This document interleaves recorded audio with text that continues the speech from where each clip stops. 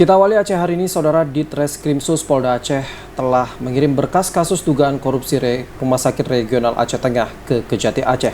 Ya, sebelumnya Kepolisian Daerah Aceh telah menetapkan 5 tersangka pada kasus korupsi yang menyebabkan runtuhnya rumah sakit di Aceh Tengah tersebut.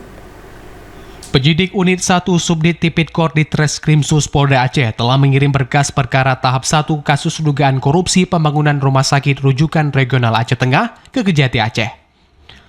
Terdapat 4 berkas terpisah diserahkan ke jaksa, di mana berkas itu terkait dengan 5 tersangka dalam kasus dugaan korupsi yang menyebabkan runtuhnya Rumah Sakit Rujukan Regional Aceh Tengah. Sebelumnya, penyidik Subdit Tipikor Ditreskrimsus Polda Aceh telah menetapkan 5 tersangka dalam kasus korupsi yang menyebabkan runtuhnya Rumah Sakit Rujukan Regional Aceh Tengah tersebut. Penetapan tersangka dilakukan setelah digelarnya perkara pada Kamis 31 Agustus lalu.